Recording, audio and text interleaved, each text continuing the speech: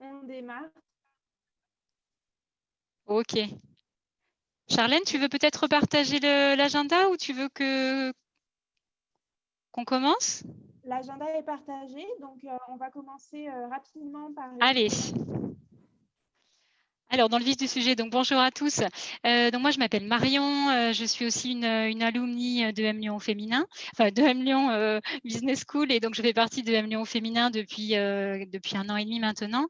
Avec l'association, en fait, on a à cœur d'organiser des soirées thématiques pour mettre en avant des femmes et des beaux projets. Ce soir, ça va être un projet, enfin plutôt des aventures autour de l'écriture. Donc voilà, vous êtes peut-être un peu plus d'une centaine à avoir accepté ce webinaire ce soir. Donc, nous sommes ravis de cette grande motivation. Donc voilà, on va commencer par… donc, il y aura plusieurs étapes. Une première étape où on va vous présenter les 4 alumni auteurs qui ont écrit 3 livres inspirants dont on va vous parler. Ensuite, on va aborder 3 questions. On va leur demander un petit peu qu'est-ce qui les ont motivés à écrire, qu'est-ce qui fait qu'un jour, après le M Lyon, on en vient à écrire un livre.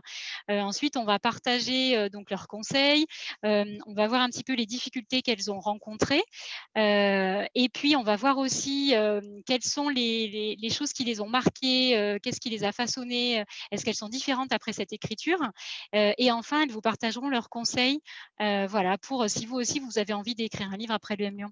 Voilà, donc peut-être on va commencer par une introduction un peu des parcours croisés de ces 4 auteurs inspirantes.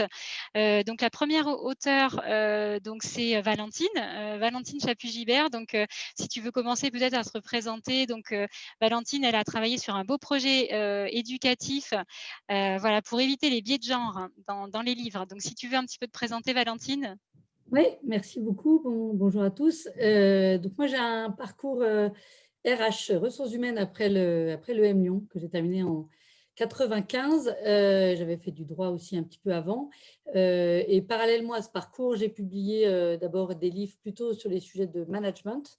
J'ai publié et puis j'ai été directrice d'ouvrage, ça veut dire diriger des auteurs, on en parlera peut-être tout à l'heure. Et depuis effectivement 5-6 ans maintenant, j'ai un projet éditorial, donc je suis devenue éditrice. Je suis encore auteure, mais surtout éditrice d'une collection jeunesse sur les métiers qui propose des livres qui présentent le quotidien des métiers aux enfants et qui, pour éviter les biais de genre, en effet, sont des livres réversibles dans lesquels il y a une journée racontée par une femme, une journée racontée par un homme.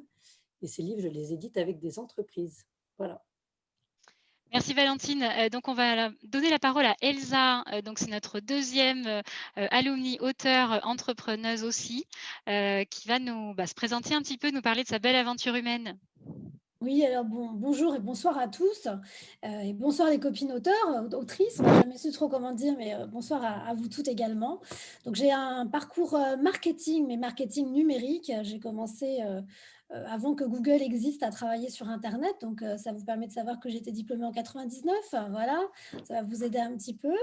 Et puis, donc j'ai fait du marketing numérique principalement dans des grands groupes, alors AOL France, Ubisoft, Vente Privée, et puis Yves Saint Laurent.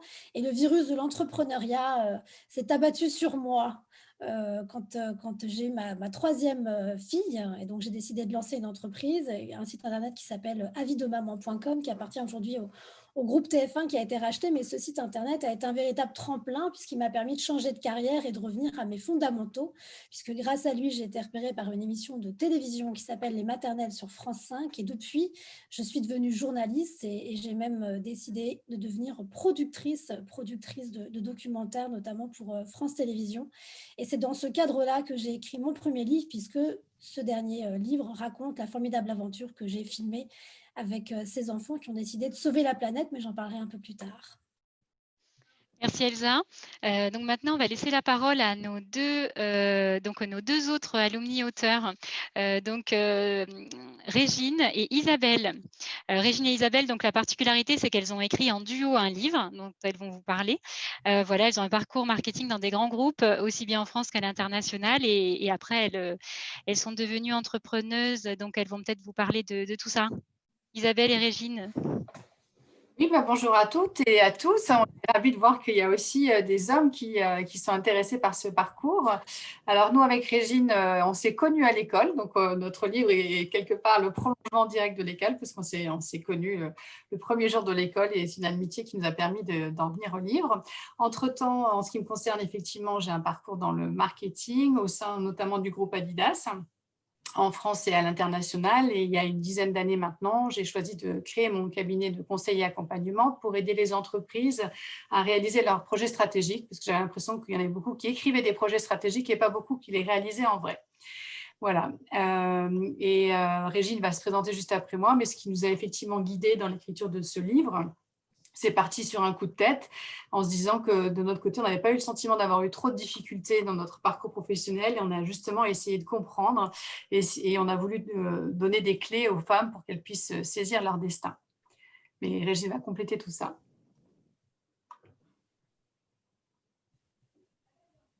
Alors, bonjour à tous, bonjour à toutes. Effectivement, comme le disait Isabelle, on est contente de noter qu'il y a aussi des hommes, parce que pour nous, tout ce qui concerne le développement du leadership au féminin, ça ne se fait pas que dans des ghettos féminins. Moi, comme Isabelle, donc j'ai un parcours marketing pendant 20 ans où je me suis occupée de marques comme Mont-Saint-Michel et Scorpio, et puis j'ai travaillé chez Yves Saint Laurent, donc un peu comme Elsa, mais on ne s'est pas croisés. J'ai travaillé aussi chez ST Dupont, et puis la dernière marque dont je me suis occupée, c'est Barbie et tous les jouets Mattel. Donc, je me suis bien amusée en marketing, mais maintenant, j'ai changé de métier, et donc, en fait, je suis psychanalyste, je suis coach, et j'enseigne aussi en management. Et l'idée de ce livre, en fait, elle est venue parce qu'effectivement, avec Isabelle, on s'est dit que nous, on n'avait pas eu le sentiment d'avoir heurté trop fort le plafond de verre, et que ça nous semblait intéressant de comprendre pourquoi. Et le fait de le faire à deux, c'était pour nous aussi vraiment important, d'abord parce qu'à deux, on se considérait plus légitime et plus forte, et puis que ça nous a permis de passer de très bons moments ensemble. Merci, mesdames. Donc voilà, maintenant, on va un petit peu se questionner et voir qu'est-ce qui finalement amène Enfin voilà, qu'est-ce que vous avez en commun dans vos différents projets? Donc là, avec vos présentations, on a pu voir que vous avez des parcours complètement différents. Vous êtes toutes les 4 entrepreneuses, mais qu'est-ce qui finalement, qu'est-ce que vous avez en commun dans cette écriture? Donc la première question qu'on a envie de vous poser, c'est pourquoi est-ce qu'on écrit un livre en fait? Quand on finit le M Lyon, qu'est-ce qui va nous motiver? Donc peut-être commencer par Elsa. Dis-nous un pas petit des peu. sourires en fait, Marion, c'est ça. C'est ça, voilà, c'est ça. C'était trop réceptif. Donc qu'est-ce qui, si on commence par toi, Elsa, qu'est-ce qui t'a motivé en fait dans cette écriture? Qu'est-ce qui a fait que tu as changé un petit peu de chemin pour partir sur cette aventure humaine? Aujourd'hui, en fait, je m'aperçois que quand on a un projet, notamment audiovisuel, coupler les différents supports de communication, ça aide aussi à ancrer ce projet et de cibler beaucoup plus de personnes. Alors moi, j'ai eu beaucoup de chance puisque j'ai des maisons d'édition qui sont venues me chercher pour raconter l'histoire que j'étais en train de filmer, qui justement est cette formidable aventure de ces enfants qui décident d'écrire la première déclaration européenne des droits de la planète et du vivant, et qui fédère 310 autres enfants de 10 pays d'Europe et qui nous emmène au Parlement européen en novembre 2019. Donc cette histoire, je l'ai racontée, et ça permettait vraiment d'inscrire cet événement que moi, je juge historique dans ma propre histoire personnelle, mais qui l'inscrit aussi dans l'histoire quelque part, non pas de la littérature française, mais en tout cas des mouvements de société et d'engagement en France, et notamment avec les jeunes. Donc c'était véritablement ça. Et puis c'est une forme de récit.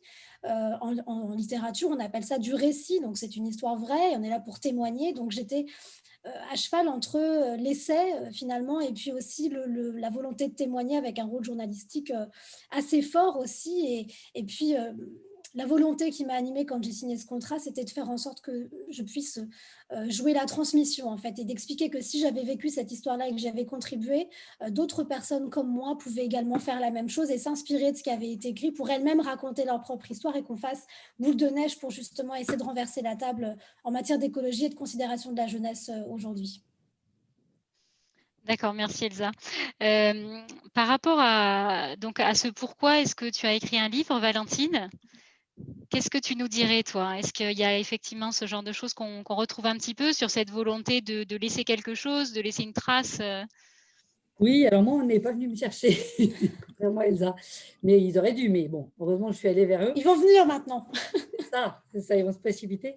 Non, pour moi, il y avait vraiment trois idées principales. D'abord, c'était de faire passer des idées. Alors, sur les sujets de management et aujourd'hui sur les métiers pour les enfants, c'est la même démarche, c'est-à-dire qu'il y a des choses qui n'ont pas été écrites ou pas de la manière en fait dont on voulait l'écrire.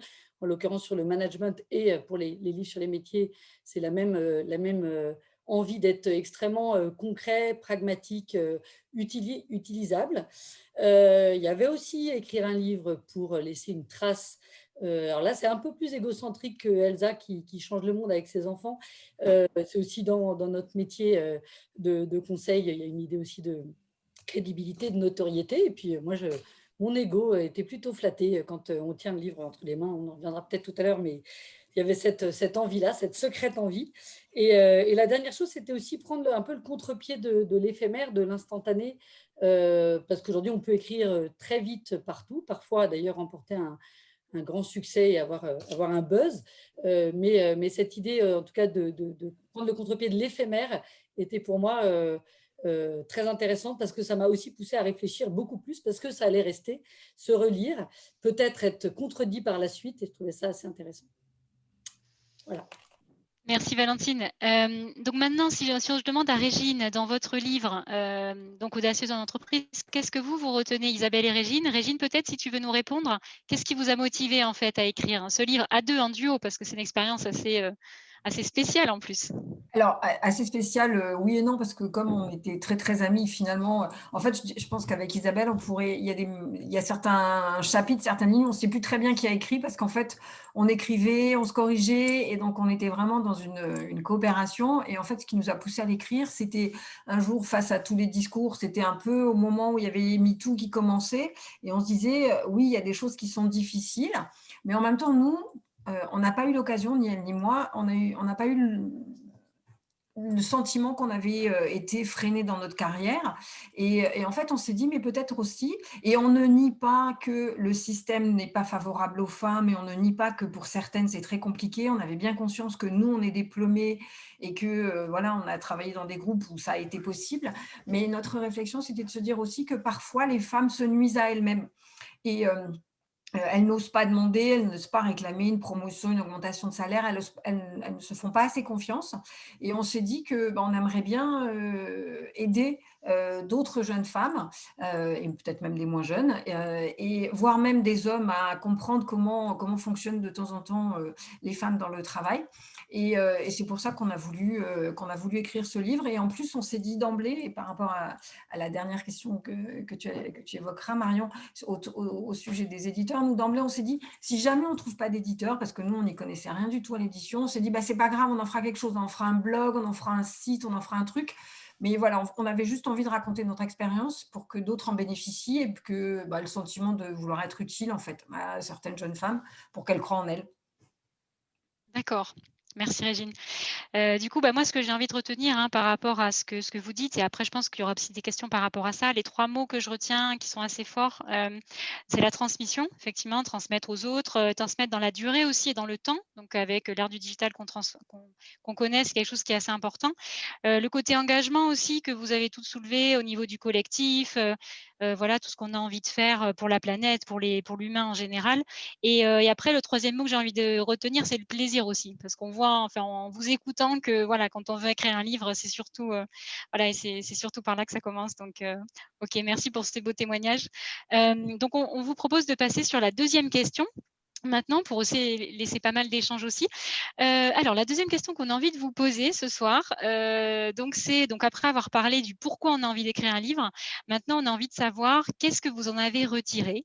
Peut-être chacune d'entre vous, si vous pouvez nous dire les 2-3 éléments que vous retenez en fait de cette expérience et quelque part que vous considérez comme un changement en fait, qui fait que vous êtes peut-être une personne différente, ou voilà, les 2-3 choses qui vous ont vraiment marqué, que vous souhaitez partager avec nous ce soir. Par qui on commence? Alors peut-être, pas par la même personne qui a souri tout à l'heure. Isabelle, peut-être, allez, sur le livre Audacieuse en entreprise. Dis-nous qu'est-ce qui, pour toi et Régine, voilà, vous a marqué en fait? Qu'est-ce que vous retenez, les moments? Alors, je pense que vous l'avez compris, mais nous, on retient quand même que le travail en binôme, c'est super riche. Parce qu'effectivement, comme c'est une aventure de cette écriture, à un moment donné, d'être en binôme, ça fait que l'énergie est communicatrice. Et quand il y en a une qui commence à se dire « non, ça ne marche pas, on n'y arrive pas », l'autre peut rebondir. Donc ça, c'était vraiment une vraie richesse pour nous, qu'on a réalisé une fois de plus. On a écrit avec Régine un livre qui est vraiment très inspiré par nos parcours, ou en tout cas par le parcours de nos amis, de nos copines, etc. Et finalement, on a trouvé ça très intéressant de prendre du recul parce qu'on vit tous des situations au quotidien, puis on a l'impression qu'il ne se passe rien de spécial, on enchaîne, on avance, et puis à un moment donné, on évolue dans sa vie professionnelle et on a un peu l'impression que tout ça, ça se fait par hasard. Et de décoder ce parcours doucement après l'avoir digéré, puisqu'on fait partie des plus âgés, je pense, de cette conférence, on s'est dit qu'il y avait des petites choses qu'on avait semées et que inconsciemment, très probablement à l'époque, mais qui a été intéressante de constater. Et puis, au-delà de tout ça, je crois qu'on est là aussi pour vous dire qu'il faut croire dans ces projets. Un moment de doute, même si ça paraît un peu une idée folle. Et c'est vrai que l'écriture, c'est quand même un mythe, c'est très symbolique. Comme le disait Valentine, on a quand même le moment où on a le livre dans les mains, c'est un grand moment. Et ça arrive et c'est pas si difficile que ça finalement. Et il faut y croire, il ne faut pas se décourager. Voilà, nous, ce qu'on a envie de partager. Ok, merci beaucoup pour Isabelle et Régine. Alors, peut-être Valentine, dis-nous, qu'est-ce que toi tu retiendrais? Oui, alors je rejoins cette idée de travail en équipe. Alors moi, certains livres, j'ai été en tant que co-auteur, d'autres j'étais en tant que directrice d'ouvrage. Et même là, sur les livres pour enfants, je travaille beaucoup avec une illustratrice. Et on fait équipe. Et c'est vrai que et avec un éditeur, si on le choisit bien, en principe, on fait également équipe. Et on a vraiment un même objectif et on peut s'entraider, s'apporter beaucoup de connaissances et puis de découverte, de réflexion, de décision ensemble. L'autre point quand même, moi, que j'ai réalisé, notamment en dirigeant des ouvrages, c'est qu'on n'est pas tous égaux face à l'écriture, qu'un éditeur, en principe, il vous apporte une collection avec une maquette, une sorte de mode d'emploi. Et pour certains des auteurs qui ont travaillé et vraiment à compétence et à envie de transmettre son savoir ou de partager quelque chose égal, il y avait vraiment des grandes différences. Certains qui étaient un peu tétanisés devant la feuille blanche, d'autres qui se sentaient très étriqués par la maquette, d'autres au contraire très aidés par la maquette.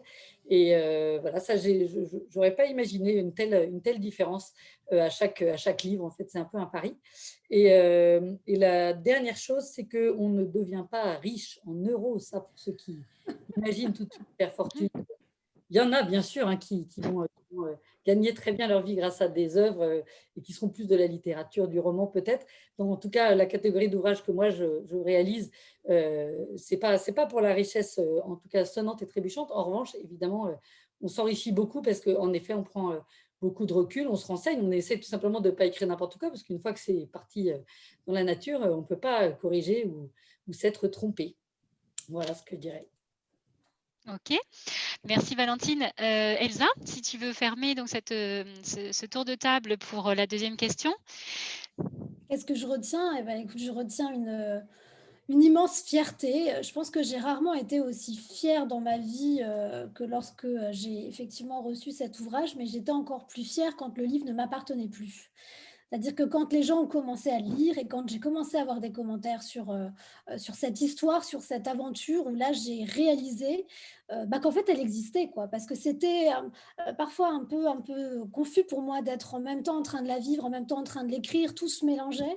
Et ça m'a permis d'avoir une prise de recul sur mon rôle au sein même de cette aventure, de voir ce qui avait fonctionné et moins fonctionné aussi. C'était presque un rôle de vigie aussi, l'écriture de ce livre. Et puis, le fait d'avoir ces témoignages extrêmement positifs des lecteurs, c'est galvanisant. Alors, il y a un petit côté narcissique parfois, mais au-delà de ça, comme le message comporte en plus toutes les trois, et comme ce sont quand même des messages qui sont très utilitaristes, mais au vrai sens du terme, utiles en fait pour la société, ça fait encore plus de bien et ça permet de se sentir plus solide encore sur ses engagements et ça donne encore plus d'envie d'écriture pour la suite. C'est surtout ça. Merci Elsa. Merci en tout cas pour la belle énergie que que vous témoignez, c'est chouette de vous entendre. Donc la deuxième fois, moi j'ai envie de partager ce que je retiens de ce que vous avez dit. Après, ce serait intéressant aussi de voir les questions qui vont arriver. Il y en a pas mal qui pop-up, on verra ça à la fin. Les 3 mots moi, que je retiendrai, c'est richesse. Donc j'ai bien aimé ce que disait Valentine, donc c'est pas une richesse forcément pécuniaire, monétaire, mais c'est tout ce qu'il y a derrière. Ce que disait Elsa au niveau de la fierté, donc fierté de voir son livre aussi vendu, etc., enfin partagé par tout le monde. Dans la richesse, moi j'entends aussi tout ce que vous avez parlé au niveau des découvertes, tout ce qui est aussi les échanges, voilà, le travail en équipe. Et c'est intéressant dans tout ce que vous avez raconté en fait, et on se rend compte que l'écriture finalement, enfin écrire un livre, c'est pas être seul en fait derrière sa page blanche, c'est voilà, avant tout le réseau est très important. Enfin, vous parliez d'éditeurs, là tout à l'heure il y avait une question sur les éditeurs, donc on en reparlera. Voilà, mais pour le coup, quand on parle de réseau, là quand on écrit un livre, c'est très fort aussi. Donc ce côté partage, moi je l'ai beaucoup ressenti dans ce que vous disiez. Donc le premier mot c'est la richesse, le deuxième mot c'est la prise de recul. Je pense que toutes les 3 vous en avez parlé, et ça vous a aussi pas mal apporté à ce niveau-là. Et le troisième mot que je retiendrai, moi, dans ce que vous avez dit, c'est se sentir renforcé. Parce que, voilà, avec cette expérience-là, le partage que vous en avez trouvé, quel que soit les différentes choses que vous avez vécues, vous êtes quelque part un peu différente d'avant. Donc, merci en tout cas pour vos témoignages sur cette question. La troisième question qu'on a envie de vous partager, donc après avoir parlé de tout ce que ça vous a apporté en positif, après on a envie de savoir un petit peu les difficultés que vous avez rencontrées, parce qu'il y en a forcément toujours sur ce chemin qui peut être périlleux. Donc, écoutez, on va commencer par peut-être Valentine. Si tu veux nous dire peut-être 2-3 difficultés voilà, que tu as rencontrées, que tu as envie de partager à ceux qui justement veulent écrire. Voilà. Oui, alors la première difficulté, c'est un peu la contrepartie du fait de publier quelque chose qui part dans la nature, c'est qu'il y a une date d'arrêt de parution, et ensuite, si on veut modifier, améliorer, si on veut alimenter à nouveau le sujet, eh bien, il faut faire une deuxième édition, ce qui est tout à fait plaisant à faire. Moi, j'ai eu plusieurs de mes livres qui ont été réédités et du coup améliorés, mis à jour. C'est à nouveau un autre travail, mais bon, il y a cette frustration quand même de devoir à un moment s'arrêter, poser la plume. Et la deuxième, et ça répondra peut-être en partie à certaines des questions que j'ai pu voir sur le chat, c'est que la chaîne du livre aujourd'hui, elle est quand même pour moi assez rigide et assez traditionnelle. Et du coup, trouver un éditeur qui fasse ce qu'on imagine être le travail d'un éditeur. Je me trompe peut-être d'ailleurs dans le fait d'avoir imaginé tant de choses, mais ça a été assez un peu difficile. Et surtout, une fois que je l'ai trouvé, moi j'ai été édité dans la partie management chez deux éditeurs différents, et bien ça a été un petit peu un peu décevant. J'ai trouvé que le système était un peu rigide. On avait pourtant pas mal d'idées. Mon premier livre, il est paru en 2006, et on était déjà dans des sortes de suites digitales avec plein d'idées, et j'ai trouvé que bon, j'ai pas senti une forte agilité, comme on dit, chez ces éditeurs, pardon. Et c'est ça d'ailleurs qui m'a amené sur la partie édition jeunesse, puisque mon modèle économique, c'est un modèle business to business, parce que justement, le seuil de rentabilité, je parle aux diplômés d'une business school, est pour moi inatteignable avec un projet un peu comme Elsa peut-être, qui va changer le monde, mais assez lentement. Et du coup, je ne peux pas atteindre le seuil de rentabilité en faisant un livre sur le métier d'aide-soignante et en espérant en vendre 4000 en librairie sans avoir une énorme capacité de trésorerie. Donc ça, c'est la première raison qui m'a amenée à être éditrice moi-même, parce que j'en ai parlé à des éditeurs jeunesse qui voyaient pas l'intérêt, puis ne comprenaient vraiment pas bien ce changement de modèle. Intellectuellement, alors je vais peut-être pas me faire que des amis ce soir en disant ça, mais ils n'ont pas bien compris. Et aujourd'hui, du coup, il n'y a pas d'autres concurrents sur mon marché, d'ailleurs, tellement, effectivement, c'est peut-être ce modèle-là seulement qui marcherait. Et puis, en plus, j'ai parlé de collection tout à l'heure. Quand il y a une collection, eh bien, ça vous donne une maquette. Et j'ai eu une question intéressante d'ailleurs dessus, à laquelle on répondra après peut-être. Mais c'est assez rigide, et je voulais avoir ma souplesse de collection. Donc voilà, donc travailler avec un éditeur, j'ai trouvé ça intéressant, mais ça m'a quand même donné envie de créer ma propre maison. Donc dans le fond, vous voyez peut-être ce que j'en pense. Merci Valentine. Elsa, est-ce que tu veux nous parler un petit peu des difficultés? Toi, est-ce que tu as reconnu un petit peu les mêmes au niveau justement de ce monde de l'édition, un peu rigide? Est-ce que tu as eu les mêmes soucis ou d'autres peut-être? Alors, enfin, déjà, la première difficulté pour moi, c'est qu'il fallait écrire. Je crois que c'est déjà la difficulté de base, parce que même si on a des talents d'écriture et que voilà, j'ai l'habitude de faire des papiers, écrire un livre, c'est pas tout à fait le même exercice. Et puis, il y a une discipline, en fait, et comme le disait très justement Valentine, il y a une date de rendu à laquelle on ne peut pas déroger, et a fortiori quand on a un gros éditeur qui fait une belle implantation. Moi, la difficulté à laquelle j'ai dû faire face, ça s'appelle le Covid-19. Je ne sais pas si vous en avez entendu parler, puisque mon livre a eu cette malchance incroyable de sortir le 5 mars, et 3 jours après, les librairies étaient fermées.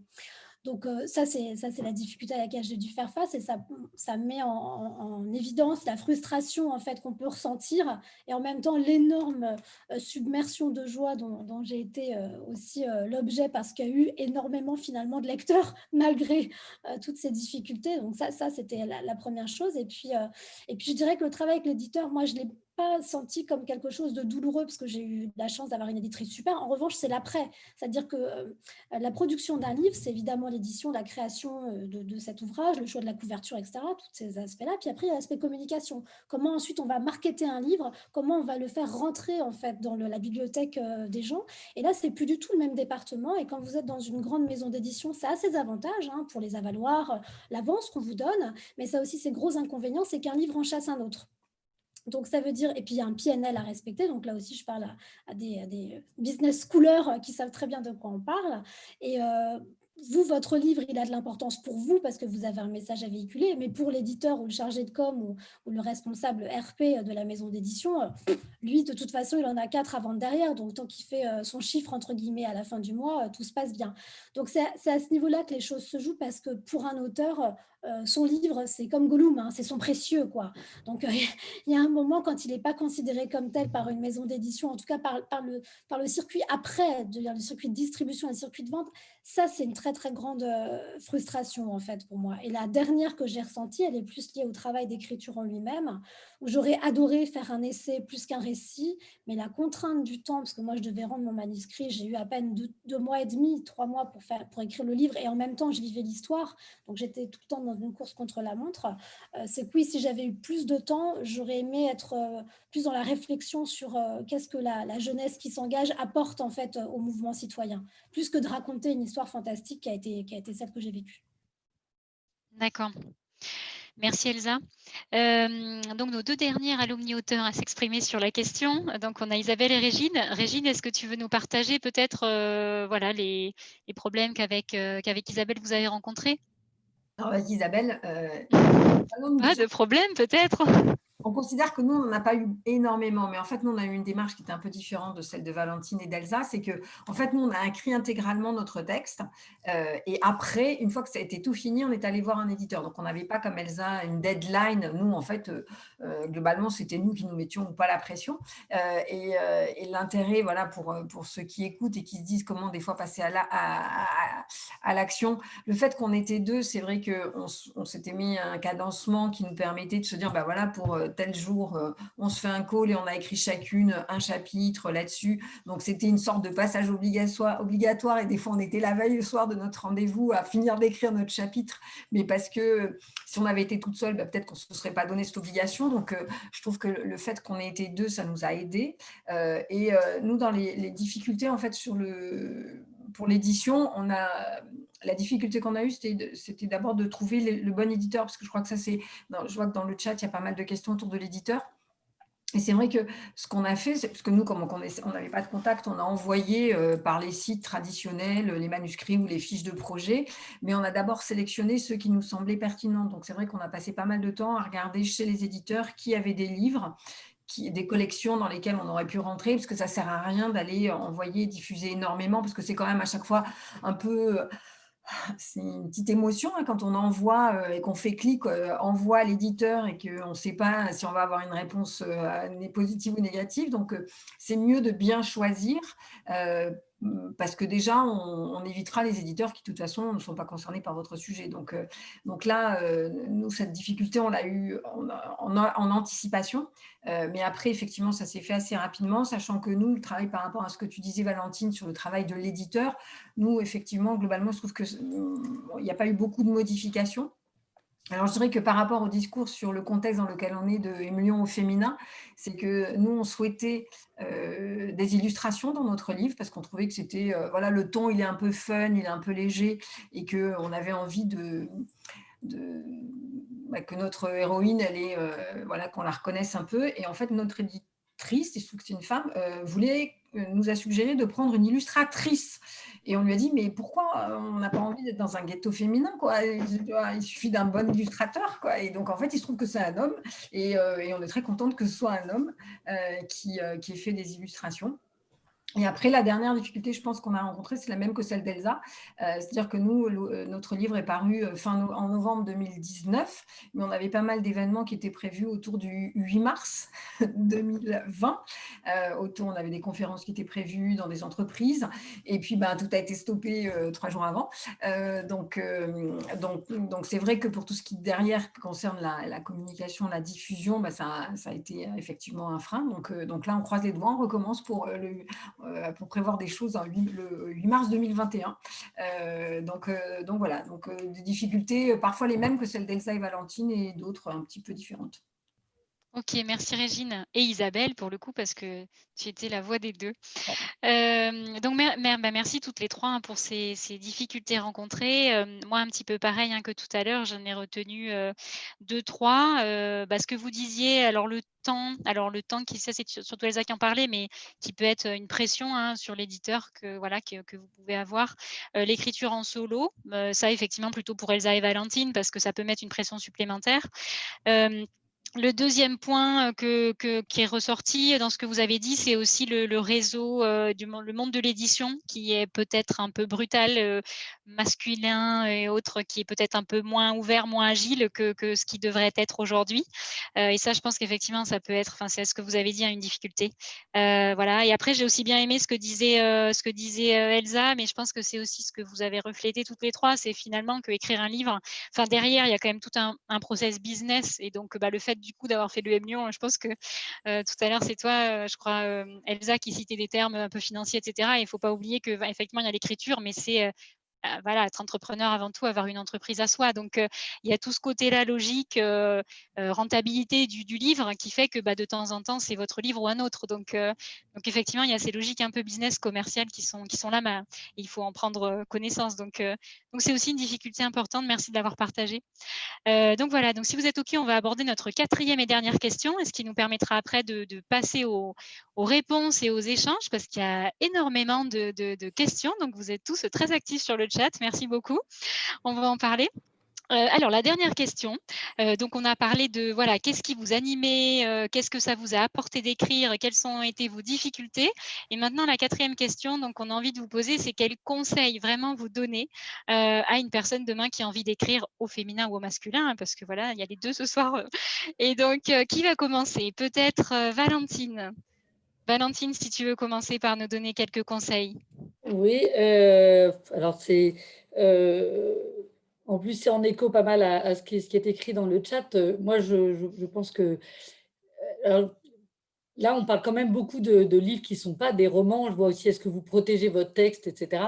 Moi, je suis plutôt dans l'esprit entrepreneurial à dire qu'il faut partager ses idées, ses projets le plus tôt possible, parce que c'est comme ça qu'on a des conseils, c'est comme ça qu'on s'enrichit, c'est comme ça qu'on a le regard aussi de l'autre, et on voit dans ses yeux si c'est le 25e projet pareil, ou si au contraire, il y a une petite flamme qui a l'air de trouver ça vaguement génial. Donc, moi, je dirais partager assez tôt, et notamment dans la recherche d'éditeurs, parce que c'est une des questions qui remonte aussi beaucoup.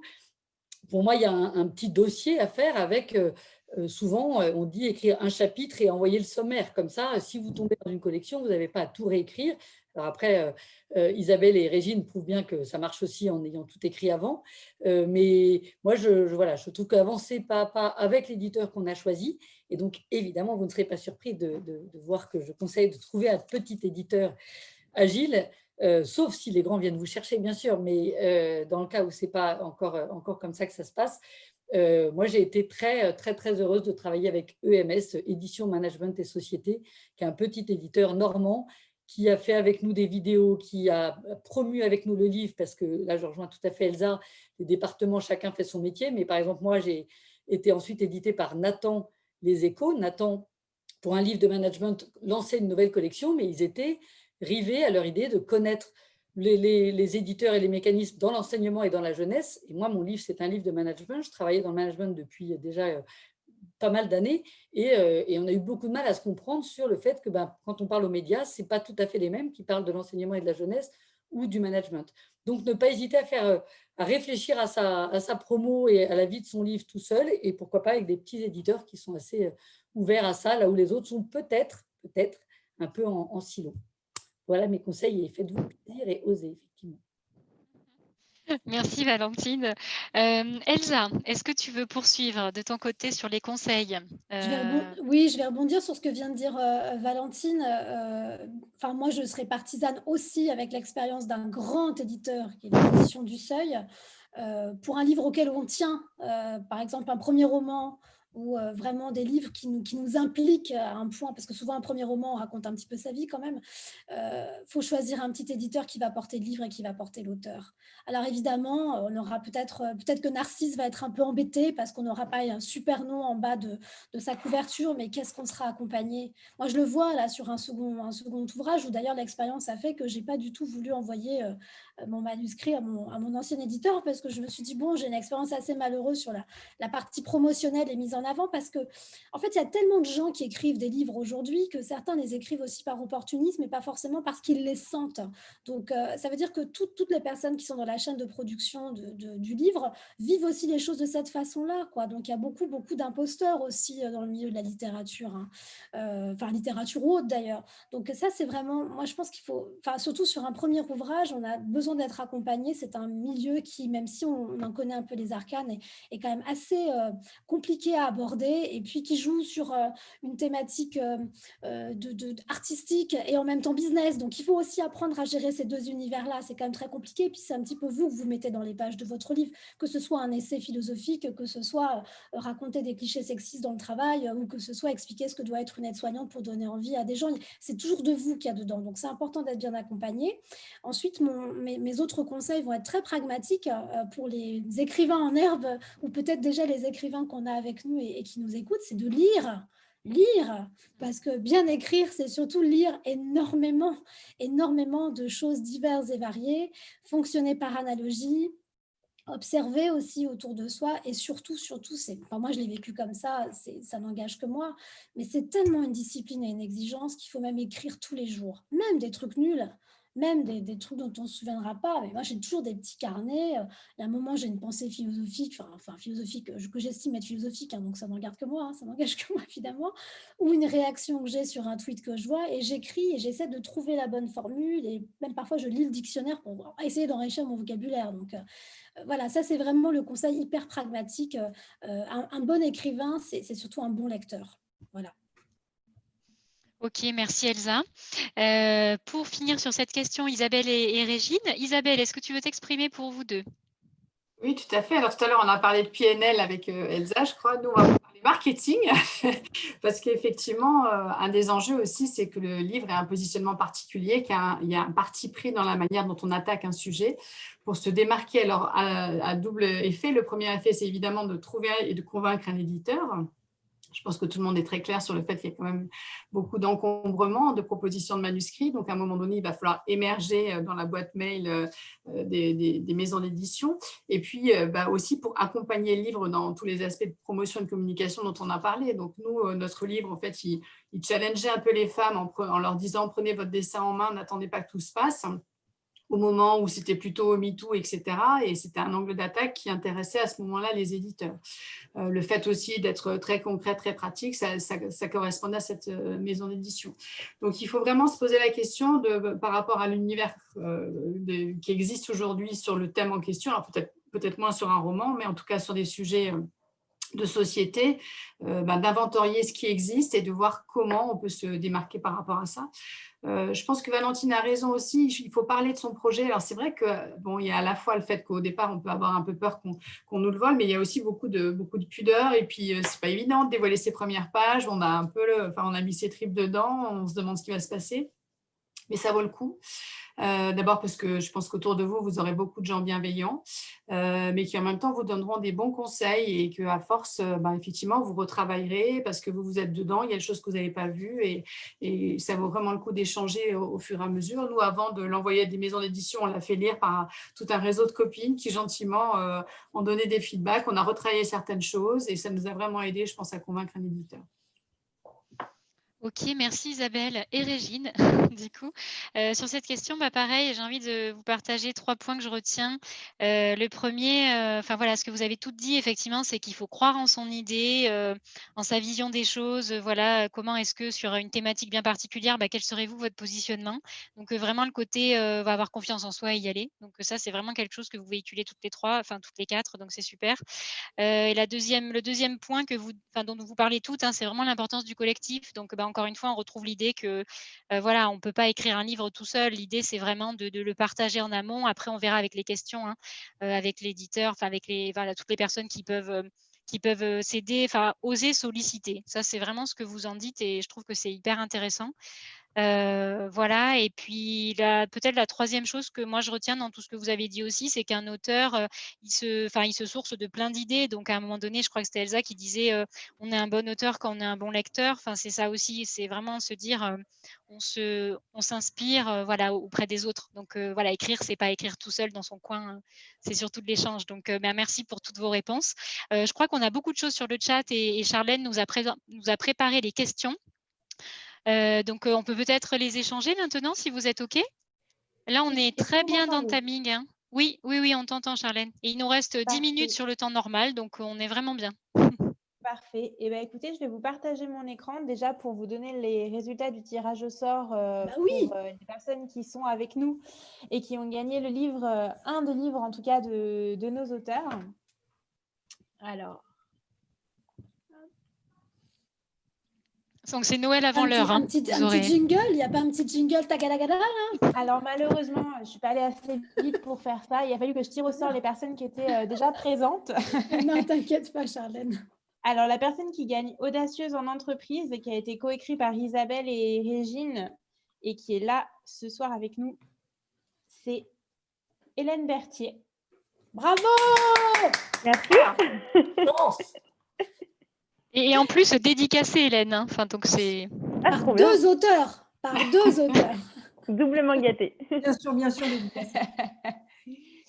La personne qui gagne du coup le livre de Valentine, Horreur ingénieur et Michael ingénieur, c'est Annick Ballarin. Bravo Annick. Bravo Annick. Et la personne qui gagne Rêver grand de Elsa Grangier est là. Anne Topuz. Bravo Anne. Oui, super. Moi, j'ai rien fait. J'ai tout à faire maintenant, le lire. C'est l'essentiel. Et d'ailleurs, j'ai une autre question, Elsa, pour vous dans la suite, votre deuxième. Je la garde pour tout à l'heure. D'accord. Justement, ça fait une superbe transition. Merci beaucoup. Donc, on va passer à la partie questions-réponses. Vous allez pouvoir allumer vos caméras et vos micros si jamais vous voulez en poser. Et j'ai quand même fait une petite compilation de toutes les questions, ou presque toutes les questions au moins, qu'on a eues sur le chat. Si jamais nos auteurs ont peut-être des questions qui leur parlent un peu plus que d'autres, elles peuvent choisir d'y répondre. Et si vous avez des questions qui sont différentes de celles-là, vous pouvez tout à fait allumer votre micro, votre caméra et poser la question directement en échange avec nos auteurs. Alors. Moi, il y en a une qui m'amuse, et j'aimerais bien avoir la réponse des autres auteurs notamment, c'est le regard d'un auteur venu, le regard sur un auteur venu d'école de commerce. J'ai pas trop d'avis dessus, mais je ne serais pas étonnée qu'il y ait quand même que ça donne une image, que ça teinte quelque chose. Vous avez une expérience Moi, Régine, je veux bien prendre la parole et Isabelle complétera si nécessaire, mais quand nous, on a discuté avec notre éditeur, donc qui est Pearson, et ils ont commencé à nous dire, bah voilà, quel type de réseau vous avez fait. Et en fait, en 2 jours, on lui a pondu un PowerPoint avec les réseaux auxquels on avait accès, les noms, bref. Et je pense qu'elle était absolument sidérée parce que jamais de sa vie, elle avait un auteur qui lui avait fait une sorte de PNL avec les contacts possibles et tout. Et donc voilà, je pense que ça lui a facilité le travail, que ça l'a amusé. C'est vrai, je rebondis là-dessus, mais on ne l'a pas évoqué tout à l'heure, mais nous, en fait, la maison d'édition a présélectionné donc, notre ouvrage et ils ont, alors, je ne sais plus comment ils appellent ça, mais un comité de sélection. Et à ce comité de sélection, ils nous ont demandé justement de définir, nous, quel était le plan promotionnel qu'on pouvait mettre en place pour soutenir notre bouquin et qui pourrait faire une préface et à qui vous allez le vendre et dans quel réseau et machin. Et à un moment donné, on s'est dit, c'est eux qui vont le vendre ou c'est nous là? Exactement ça. Ça leur fait gagner un peu d'argent, tu vois, c'est autant de missions qu'ils ne mettent pas en interne. Donc, Exactement. non, bah non, moi, non, j'ai pas eu de remarques particulières, parce que comme j'étais, enfin, ils ont plus vu la journaliste que l'ancienne d'école de commerce. Donc, j'ai été épargnée de tous ces clichés. La question qui revient pas mal, la première, donc comment bien choisir son éditeur, tout à l'heure vous en parliez, c'est vraiment en fonction de comment est-ce que vous y prenez en fait pour choisir? C'est en fonction de votre ouvrage, en fonction de les valeurs qu'il véhicule, c'est quoi en fait? Moi, je vais ouvrir, mesdames, après je vous laisserai rebondir. Je dirais que la première chose, c'est, comme je le disais tout à l'heure, comme quelqu'un qui écrit, c'est quelqu'un qui lit. Vous avez certainement des maisons d'édition. Vous voyez très bien l'ADN d'une maison d'édition, si ça correspond ou pas à la veine d'ouvrage que vous avez envie d'écrire. Donc, ça va déjà être le premier déterminant. Après, évidemment, on va regarder la taille parce qu'on se dit, bah voilà, j'ai peut-être plus de chances, entre guillemets, d'être édité dans un flot de livres. Mais le pendant, c'est ce qu'on disait aussi tout à l'heure, c'est que le livre ne s'arrête pas simplement à la production de l'ouvrage en lui-même, c'est que derrière, il y a tout un circuit de distribution et comme il y a de la concurrence aussi dans la production de livres, il y a de la concurrence aussi sur le terrain, sur les tables des libraires. Donc, son éditeur, après, c'est aussi une question de rencontre. C'est comme quand on écrit un livre en binôme.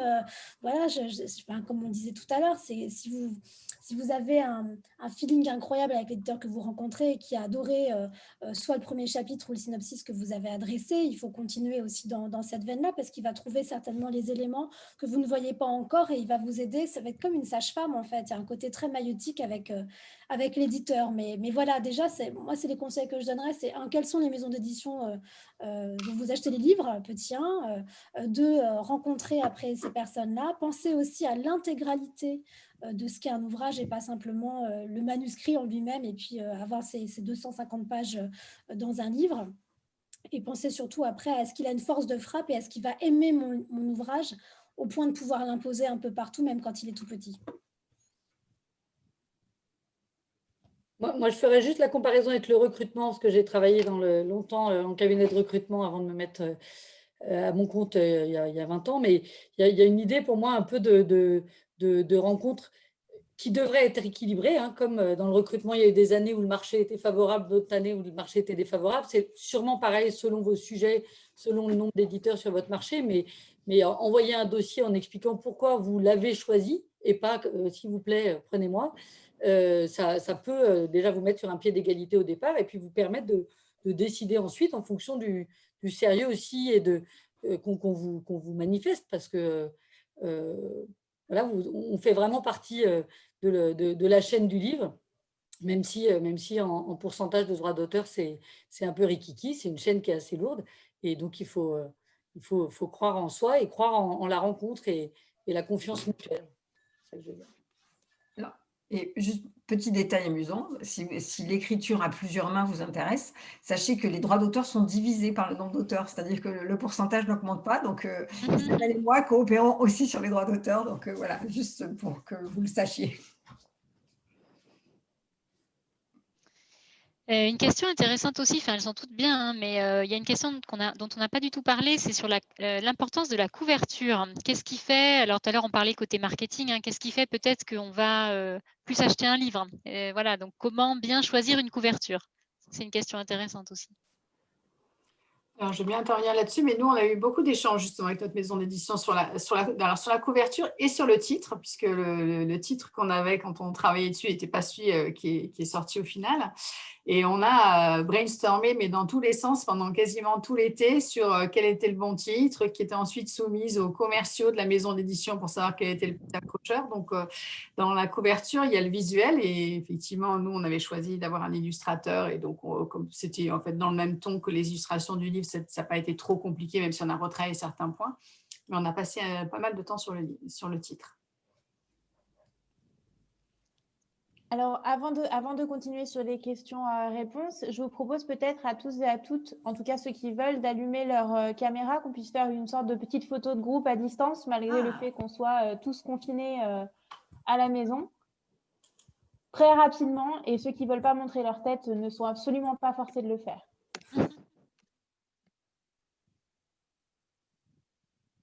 Et on peut même mettre la bougie. Je ne sais pas s'il y en a qui l'ont.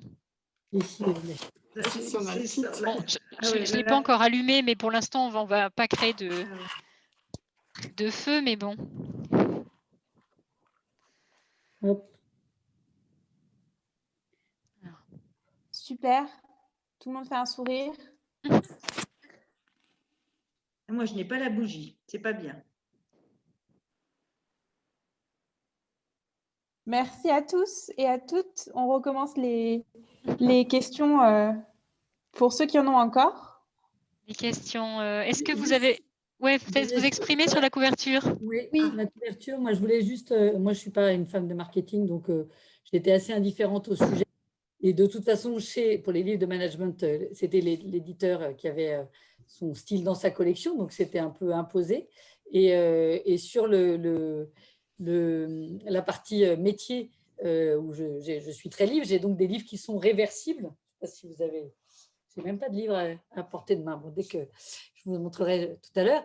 Et ça a été un gros travail. Là, vraiment en pensant à notre cible enfants et adultes, parce que c'est des livres qui se lisent aussi avec les adultes. Mais c'est vrai que c'est un gros travail. Et sur le titre, pareil, on a beaucoup réfléchi. Est-ce que vraiment ça a changé le cours de l'histoire? Je ne sais pas, mais c'est vrai qu'on a passé beaucoup de temps à y réfléchir. Ça a été très compliqué pour ma part, parce que je n'étais pas du tout emballée par la couverture qui m'a été présentée au démarrage, mais je n'avais pas compris qu'en fait, je n'avais pas du tout le pouvoir non plus. En tout cas, que ma marge de manœuvre était très réduite. Mais c'est là où parfois, technique de négociation en école de commerce, ça peut aider aussi, parce qu'on fait preuve de certains ressorts pour essayer de faire passer ses idées. Et j'ai réussi tant bien que mal à obtenir certaines choses, des tons de couleurs différents, des typos différentes.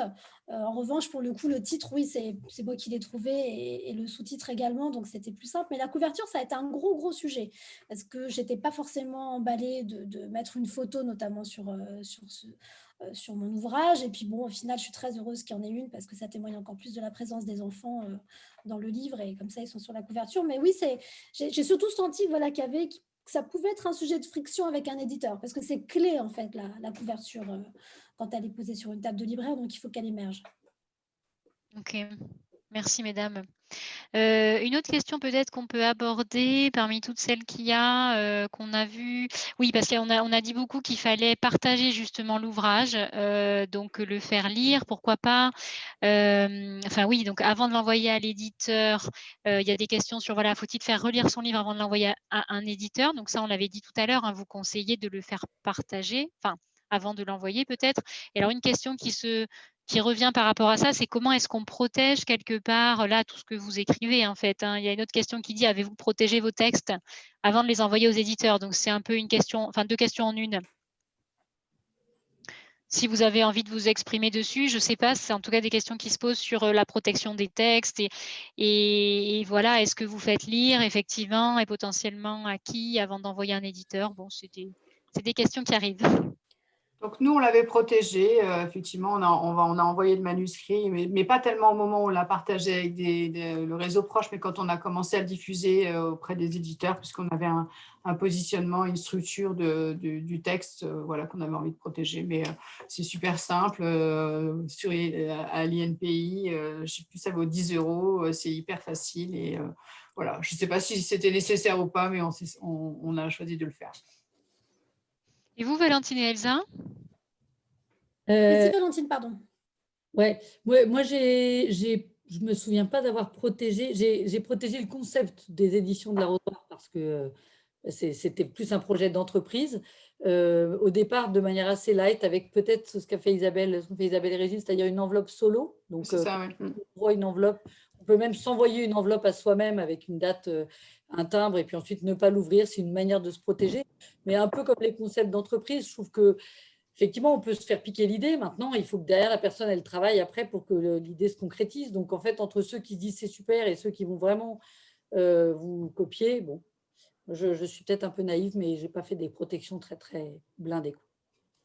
En fait, on peut le faire même en 2 clics sur Internet. En fait, tu déposes ton fichier, il est enregistré. Et de mémoire, c'est 10 €, je crois. Hein, donc, c'est vraiment pas le sujet. Oui, moi, je suis assez d'accord avec Valentine sur le fait qu'il y a 1000 façons de réaliser une idée, mais la bonne, c'est la nôtre, quoi. Donc, quelle que soit la façon de le faire après. En revanche, là-dessus, moi, je suis un peu psychorigide, je dois dire, donc je protège tout. Je protège tout parce que ça me permet ensuite de le montrer à tout le monde et justement de partager et de le faire lire. Donc, il y a plusieurs endroits pour le protéger. Il y a la SACD aussi. C'est des endroits qui existent. Il y a la Ligue des auteurs. Il y a d'autres endroits aussi où on peut protéger. C'est vrai que ça ne coûte pas très cher. Après, le problème de la protection, c'est que si on retravaille son manuscrit, il faut reprotéger encore, quoi. Donc, il y a un moment où voilà, faut pas non plus être la stakhanoviste de la protection absolue, mais ça peut aussi être passé pour quelqu'un de très professionnel quand c'est un premier ouvrage, de montrer aussi qu'on a protégé son œuvre. Ça veut dire qu'on n'est pas complètement aux fraises non plus sur ce qu'on va nous raconter ensuite. Donc ça pose, et j'aime bien ce discours-là de Valentine, ça pose aussi un pied d'égalité avec un éditeur, ce qui est plutôt bien aussi. Voilà. Ok, merci Elsa. Alors, on a pas mal de questions de personnes aussi encore sur le chat. N'hésitez pas à allumer vos micros et à poser les questions directement aussi à nos auteurs parce que ça permettra de faire un échange. Je sais que Julia avait une question. On a eu une question d'Agnès, de Julie Tovar. Donc, n'hésitez pas à poser les questions aussi directement. J'ai une petite question pour Elsa. C'est ma gagnante, c'est Anne. C'est le livre, Anne, le livre. Voilà. Alors, d'ailleurs, je pense, avant de poser ma petite question, c'est bassement matériel, mais comment on récupère les ouvrages? On vous l'envoie, Anne. Moi, je vais vous l'envoyer. C'est adorable. Vous allez me donner votre adresse et tout, et je vous ferai un gros cœur. Oh là là, je suis très touchée. Alors justement, après avoir fait cet ouvrage, en fait, qui est effectivement quand même sur des questions, je dirais, fondamentales, et puis c'est pas une fiction, vous voyez, ça s'appuie vraiment sur aussi le feedback des enfants. Enfin, je connais pas le projet éditorial, mais là, il y a vraiment de la matière qui n'est pas issue de soi-même, la matière brute, je veux dire, si j'ai bien compris. Là, le deuxième, puisque vous avez fait référence… Attendez, excusez-moi. C'est mon éditeur qui vous appelle. Voilà, c'est ça. Il me dit, non, c'est mon auteur, elle n'a pas le droit de divulguer quoi que ce soit. Et du coup, oui, est-ce que ça n'a rien à voir? C'est une fiction parce qu'à un moment donné, vous parliez de grandes maisons d'édition. Donc, c'est pour ça que ça fait un peu tilt. Vous parliez du Seuil. Donc, oui. Rêver grand est édité au Seuil. Et là, en fait, je m'apprête à sortir un roman. Donc, ça n'a absolument rien à voir, un roman avec Marilyn Monroe. Donc, vous voyez, c'est un terrain qui est à défricher, qui est très connu, mais qui est à défricher. Donc, c'est complètement nouveau et différent. Donc, c'est un autre éditeur. Vous voyez, je fais un peu de teasing quand même, Anne, ce soir. D'accord. Il est écrit, ce roman? Oui. Ah, d'accord. Donc là, ça va… D'accord. Bientôt faire la une de l'actualité. Bientôt, je ne sais pas, parce qu'il y a d'autres sujets un peu chauds en ce moment. Vous avez vu, il y a 2-3 trucs dont on parle assez régulièrement et je pense que ce n'est pas fini. Mais j'espère en tout cas que pour les soirées d'hiver et même d'été où on aura besoin de passer à autre chose, peut-être que cet ouvrage sera pertinent, surtout sur la condition de la femme. D'accord.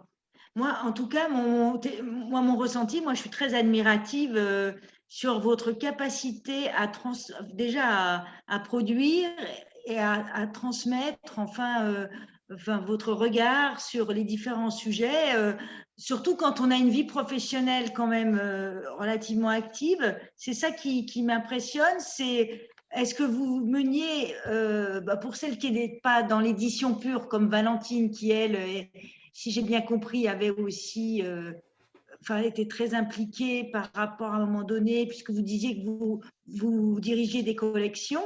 Pour les autres, c'est une activité parallèle. Hein. Je ne vis pas ouais. beaucoup de. J'ai une autre activité professionnelle à côté, mais donc, pardon, je vous laisse terminer. Oui, non, mais c'est ça, c'est comment arriver à avoir cette disponibilité aussi. Alors, effectivement, quand on a l'envie et que ça nous tient à cœur, effectivement, on la trouve. C'est comme souvent la chose. Mais moi, je suis très impressionnée et puis c'est vrai que j'ai toujours admiré les écrivains qui sont capables, en fait, de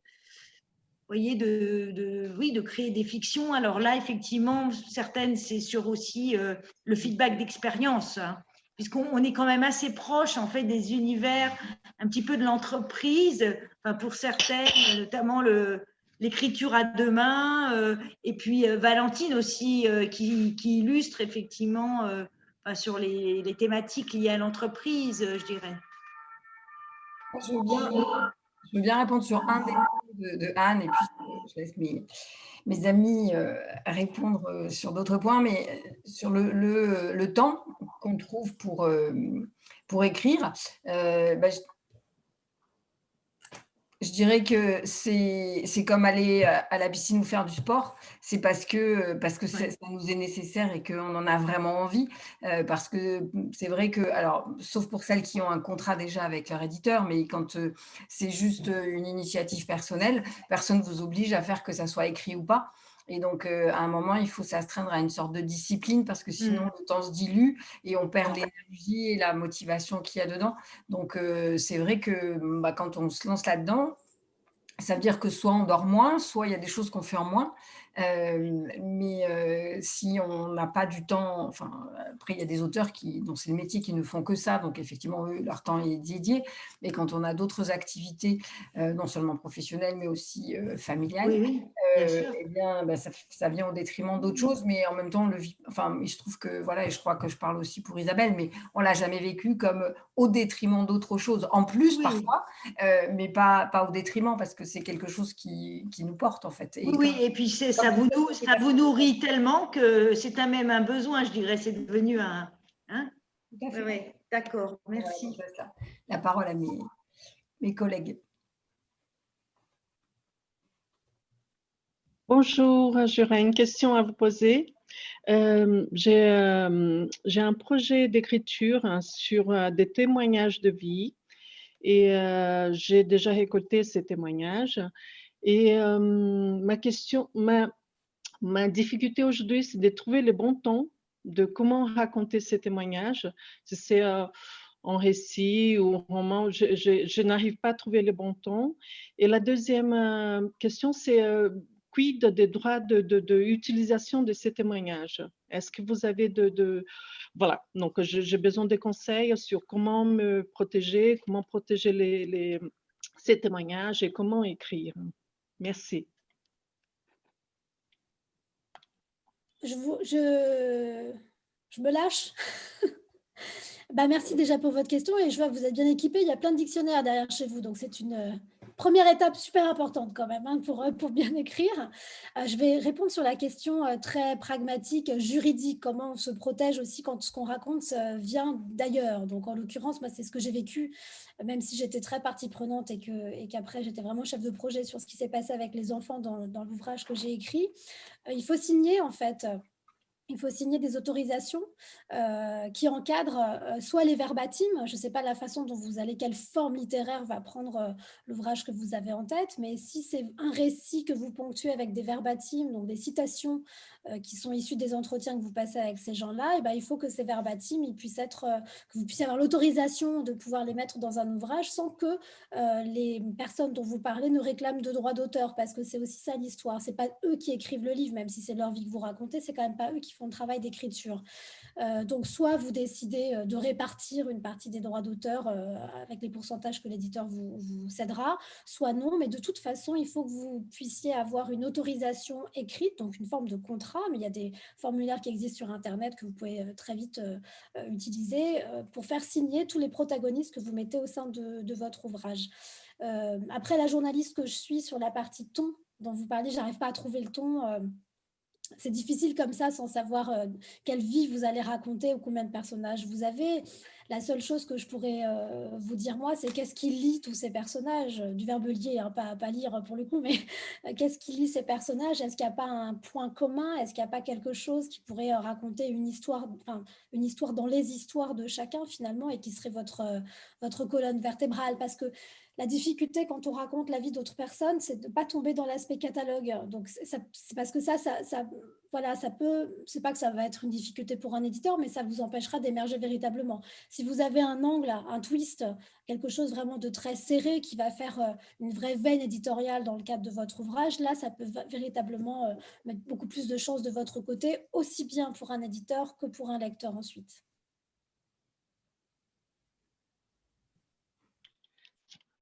J'ai rien à ajouter sur le comment trouver le ton. En revanche, effectivement, dans le dossier que vous allez présenter, je ne sais pas si ça a un nom d'ailleurs, mesdames ou d'autres, peut-être vous connaissez le nom, mais le dossier de présentation quand vous cherchez l'éditeur, en tout cas, c'est soit ça qui va regarder et qui va lui donner envie de faire le livre avec vous, soit là où justement il aura peut-être lui une collection avec déjà un ton, un peu un mode d'emploi, d'écriture qui fonctionne bien et dans lequel vous allez pouvoir vous fondre.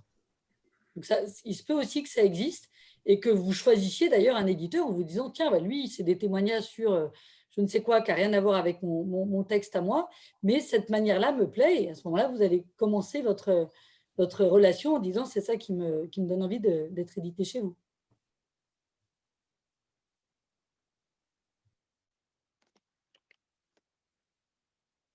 Oui, merci pour votre réponse. Effectivement, j'ai plusieurs témoignages et c'est sur l'histoire d'immigration, de comment ils se sont déplacés d'un pays à l'autre et comment ça se passe.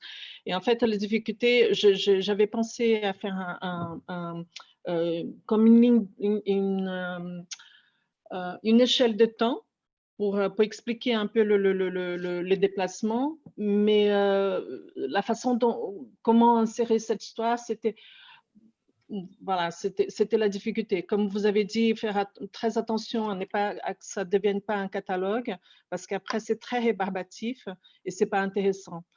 Donc, voilà, comme je pense que vous avez toutes eu cette sensation. J'ai beaucoup de sentiments en écoutant ces histoires, mais je n'arrive pas à traduire ces sentiments sur des mots.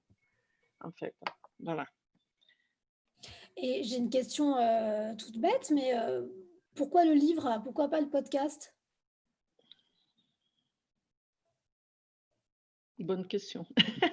Non, après, gardez-le. Il n'y a pas de réponse, je pense, ce soir, mais c'est aussi une forme narrative, hein, le podcast, et qui fonctionne assez bien, surtout quand on est sur du vivant. Enfin, je veux dire du vivant, de la matière existante avec des témoignages qui, s'ils suscitent autant d'émotions pour vous et que vous êtes en peine à les transcrire sur du papier, peut-être que le podcast, avec votre questionnement, c'est ça qui va enrober ces témoignages et les mettre en avant et en faire un véritable écrin. Donc, il y a peut-être quelque chose à creuser de ce côté-là, quoi. Et après, ça vous débloquera peut-être pour écrire un livre, parce que souvent, ça se passe aussi comme ça. C'est-à-dire que d'un podcast, on écrit aussi un ouvrage, quoi.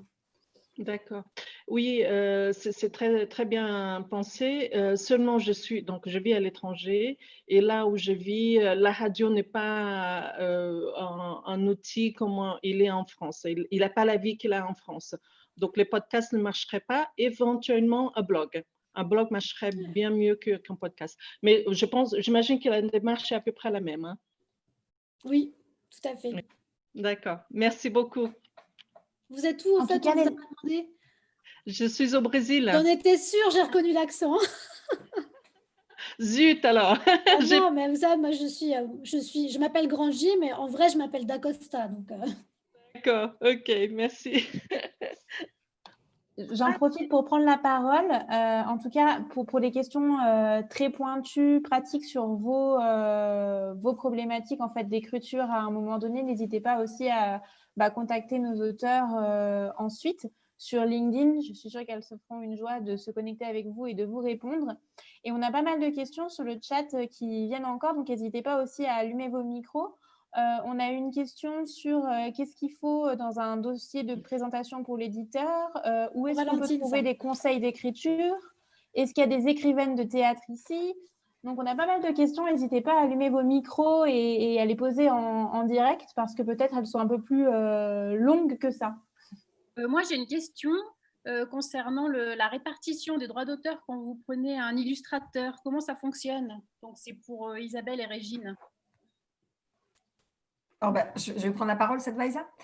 En fait, les illustrateurs, en dessous jusqu'à un certain tirage, en fait, eux, ils sont pas sous. Enfin, en tout cas, ça a été le cas pour nous. Je ne sais pas si c'est en général, mais en tout cas, pour nous, lui, il a eu un forfait. Il n'a pas eu de droit d'auteur. Et en fait, c'est si on en vendait autant que du prix Goncourt, peut-être, que en fait, ces droits seraient revisités. Mais lui, il a eu un montant fixe et son contrat disait que voilà, s'il y avait des rééditions, eh bien, il le recontacterait. Mais donc, pour l'illustrateur, c'était différent. Donc, nous, on avait... et je trouve que l'éditeur, c'est un ami qu'on avait contacté parce qu'on aimait bien son trait, ça décrivait, enfin, ça correspondait bien à la personnalité de notre livre. Et donc, on l'a mis en contact avec l'éditeur. Et ensuite, c'est l'éditeur qui lui a fait un contrat en disant, voilà, on voulait un dessin par chapitre. Et puis, ils se sont mis d'accord entre eux. Ce que l'éditeur avait budgété, puisque nous, d'emblée, on avait dit qu'on voulait des illustrations, ce que l'éditeur avait budgété convenait à l'illustrateur qu'on avait choisi.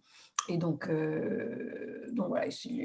Alors, il se trouve que nous, on a fait, par le fait que nous, on le connaissait, et puis qu'on était très impliqués dessus, c'est nous-mêmes qui avons été en direct avec l'illustrateur pour lui dire, tiens, ça, on aimerait bien un peu plus ci, un peu plus ça, un peu moins ça.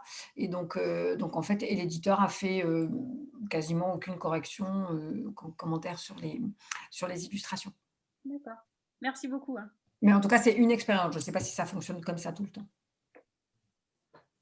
En édition jeunesse, où donc il y a quand même beaucoup d'illustrations, c'est à peu près la même idée, mais en fait, c'est des droits d'auteur aussi, sur lequel, en revanche, effectivement, il est assez courant de donner un montant, voilà, qui a un avaloir en fonction du nombre d'illustrations qu'on attend. Et puis ensuite, une fois qu'on a dépassé la valeur de cet avaloir, qui se calcule en pourcentage, en fait, on tombe sur des droits d'auteur comme l'auteur.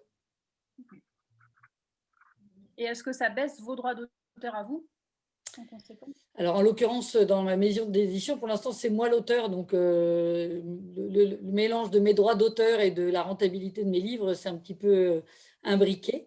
Mais non, en principe, non. On peut tout à fait imaginer, le jour où je ferai appel à des auteurs, d'avoir à peu près le même droit à la fin. Surtout si c'est équilibré, parce que dans un livre pour enfants, il y a quasiment une illustration par page. Donc, Et dans notre cas, en fait, ça n'a touché en rien les droits d'auteur qui étaient annoncés dès le démarrage. Et l'illustration, en fait, ça fait partie du PNL de l'ouvrage, en fait. Ils budgètent voilà, une illustration, ils budgètent certains frais. Et donc, ça n'a pas touché nos droits d'auteur. D'accord. Merci beaucoup. Et juste si vous vous intéressez vraiment au sujet, il y a une loi de 2014, je crois, qui est assez précise pour améliorer justement la vie des illustrateurs qui sont encore moins bien lotis que les auteurs sur pas mal de sujets. Et du coup, pour défendre effectivement leur travail, il y a une loi assez stricte maintenant sur les cessions de droits. D'accord. J'ai une question. Est-ce que vous avez réussi à négocier vos droits d'auteur? Oui, moi j'ai réussi. Alors, je suis pas Françoise Sagan ni Dormesson à avoir 20%, hein, donc, parce que ça, c'est quand même très, très rare. C'est peut-être d'ailleurs, il faudrait qu'on commence par ça aussi. Je ne sais pas quelle idée vous avez, tous ceux qui sont encore avec nous, de ce que représente le pourcentage de ce que touche un auteur à la fin sur un ouvrage, mais c'est quand même très faible, hein, puisqu'on est maximum, mais vraiment du grand maximum. Autour de, quand on est un auteur classique, je dirais, pas un auteur déjà, entre guillemets, à succès, mais si on arrive à 8, 9, 10%, c'est vraiment le max qu'on puisse obtenir. Donc, je vous laisse imaginer sur un ouvrage qui coûte aller 15 €. Voilà, vous voyez combien, globalement, un auteur touche sur chaque livre qu'il a écrit avec sa sueur, son sang. Non, non, mais tout ça pour vous dire que voilà, comme le disait très justement Valentine, c'est pas comme ça qu'on devient riche, sauf à en écrire 150 000 ou avoir le Goncourt ou d'autres prix. Mais ça, c'est comme on le sait, c'est la loi de Pareto, c'est les 80-20, je crois. Hein. Donc c'est toujours pareil. Hein, il y a 20% des auteurs qui font 80% du business. Donc ça s'applique aussi chez nous. Moi, j'ai réussi à les négocier parce que c'était un système de paliers. En fonction du nombre d'ouvrages vendus, je pouvais de nouveau avoir plus de droits d'auteur, mais j'ai surtout eu la bonne idée de négocier un petit peu mieux l'avance. Je ne savais pas à ce moment-là que le Covid arriverait, mais autant vous dire que voilà, ça m'a permis d'être un peu sécurisée aussi sur ces aspects-là. Le fameux avaloir qu'on vous donne pour écrire. Et alors, il y a une petite… moi, j'ai rencontré une petite… je ne sais pas si c'était intentionnel ou pas, mais en tout cas, dans mon contrat d'édition, il y a effectivement des seuils au-delà duquel votre pourcentage augmente un petit peu. Il se trouve que quand ces seuils sont atteints, on vous propose surtout de faire une deuxième édition. Donc, vous vous dites, génial, je vais pouvoir mettre à jour mon livre. Et en fait, on recommence à zéro. Donc, voilà, peut-être à réfléchir aussi en choisissant son sujet, son angle, l'actualisation potentielle du sujet, parce que finalement, quand ça marche, finalement, on ne gagne pas tellement plus. Mais on est réédité, donc il y a une sorte de nouvelle promotion. Et ça ne tourne toujours pas très, très lourd dans la poche. Bon, nous, avec Régine, on n'a pas négocié nos royalties et je ne pense pas qu'il y aurait eu beaucoup d'espace pour la discussion. On était vraiment contente d'être publiée et effectivement, on est comme toutes les autres. Ce n'est pas du tout ça qui nous rapporte de l'argent, donc c'est plus le symbole qu'autre chose. Ça répond à votre question? Je croyais que c'était 7% les droits d'auteur. Ah bah oui, ça peut être 4 aussi. Hein. Sur mon premier livre, j'ai touché 4%. D'accord. J'étais à 8, entre 8 et 10, je crois, mais dans des livres de management aussi qui se vendent pas non plus. Nous, on est à 8 et on partage les fameux 8 en question, donc ça fait 4 chacune. D'accord. On peut s'acheter un pull. Pour le premier palier, effectivement, après, en fonction du tirage, ça compte, mais globalement, ce n'est pas grand-chose. Ok. J'ai une petite question pour Valentine, si c'est possible. Je vais faire de mon mieux. Alors, en fait, c'est très simple. D'après ce que j'ai compris, vous expliquiez qu'actuellement, votre collection, en fait, elle est faite un peu en B2B, c'est-à-dire que, et c'est du sur-mesure, plus ou moins, pour une entreprise avec laquelle vous passez un contrat et vous allez définir, j'imagine, un ensemble de portraits. Enfin, c'est pas comme ça que ça… Alors, tout à fait. Oui. Et après, en termes justement de travail, d'écriture et de création, est-ce qu'elle a l'exclusivité? Enfin, vous voyez que… Et en termes justement de nombre d'exemplaires et de circuit de distribution, comment ça se passe après? Alors, merci. Vous faites une page de pub, vous m'ouvrez une page de pub et moi, je la saisis. Ce n'était pas prévu, je ne connais pas Anne pour l'instant, je vous assure. Mais non, le modèle, c'est tout simplement de dire, sur quel que soit le métier, si vous voulez qu'on parle de ce métier, il faut que moi, j'assure d'atteindre le seuil de rentabilité.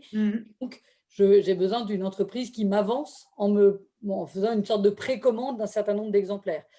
Et cette précommande, la contrepartie, c'est que je vais aller chez elle pour aller voir comment travaillent les professionnels de ce métier chez elle, prendre des photos pour que l'illustrateur travaille à partir de ce que moi j'aurais vu, et ensuite éditer un livre qui ressemble à la façon de pratiquer son métier. Donc le livre sur le métier d'ingénieur, par exemple, c'est une entreprise qui fait les barrières isolantes qui sont dans les méthaniers qui transportent le gaz à l'état liquide sur les mers de la planète. Donc c'est quand même une niche. C'est un travail d'ingénieur qui était très intéressant et dans lesquels d'autres entreprises et d'autres associations, notamment l'association Femmes Ingénieurs, se sont tout à fait reconnues et elles ont ensuite souhaité acheter des éditions et des séries assez importantes. Et la contrepartie, c'est que non seulement je travaille sur leur façon de travailler, la façon de travailler de ce professionnel, mais en plus, elles ont des pages personnalisées au début et à la fin de chaque côté. Et donc, elles en font un outil support de communication qu'elles vont offrir à leurs salariés, utiliser pour aller dans les écoles, par exemple, quand les salariés vont parler de leur métier, avoir ça comme… Les forums, oui. Et l'association Femmes Ingénieurs, par exemple, il y a une ingénieure hors Covid par jour qui va parler aux collégiennes du métier d'ingénieur au féminin et qui offre, du coup, quelques livres à la classe qu'elle va rencontrer.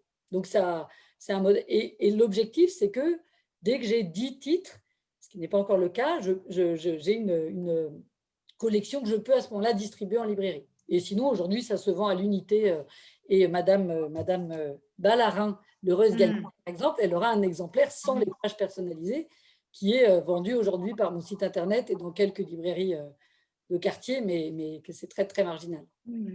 Et alors, une petite question complémentaire. Je suis désolée. Ah, pardon. Nous en reparlerons. Je vais reprendre la parole une petite dernière fois parce qu'il est déjà 19h. Oui. Il va falloir aussi libérer nos auteurs. Je vais vous laisser la parole pour une dernière question après, avec aucun problème. Donc simplement déjà, avant de vous laisser la parole pour la dernière des questions, avant qu'on raccroche, je voulais remercier nos auteurs. Je voulais vous rappeler que la table ronde sera disponible en replay pour ceux qui ne l'ont pas vu entièrement ou qui veulent simplement réécouter tout ce qui s'est dit aujourd'hui, et que nos auteurs sont aussi disponibles sur LinkedIn, par mail, sur le réseau EM Lyon. Donc, n'hésitez pas si vous avez des questions. Et du coup, je laisse la parole pour la toute dernière question à Anne qui en avait une. Ah, je peux la poser ? C'est la toute dernière. Ah, j'ai de la chance. Alors, Valentine, c'est juste, vous avez aiguillé ma curiosité, c'est-à-dire que quand vous négociez avec votre premier contrat, vous lui dites que de toute façon, c'est la trame commune, elle existe, et qu'il y en a d'autres derrière qui vont être personnalisés pour d'autres souscripteurs. Alors, oui, j'ai pas réagi sur l'exclusivité, mais en effet, certains prospects aujourd'hui sont très attachés à cette exclusivité parce qu'ils veulent absolument être les premiers et être les seuls, et ils seraient furieux d'avoir évidemment, qui sort une version personnalisée 2 mois plus tard. Donc là, effectivement, on négocie une exclusivité. L'entreprise pour le métier d'ingénieur, par exemple, qui s'appelle Gaz Transport et Technigaz, elle m'a dit au contraire, plus ce livre se propage, plus les jeunes filles, parce que c'est surtout pour attirer des jeunes filles vers la filière ingénieur, découvrent le métier d'ingénieur, plus nous sommes contents. Donc, j'avais offert même une exclusivité d'1 an, et ils m'ont dit, moi, je la cède, j'y renonce volontiers parce que au contraire qu'on connaisse ce métier. D'accord. Je suis extrêmement agile. D'accord. Très bien, merci beaucoup. Désolée de finir sur cette note commerciale parce que ce n'était pas du tout l'idée, mais bon. Ça fait partie du scope. Hein. C'est vrai. Oui, parce que c'est très spécifique. Donc, si on veut pouvoir couvrir aussi une diffusion un peu plus large, c'est quid de la flexibilité de votre création par rapport des demandeurs potentiels.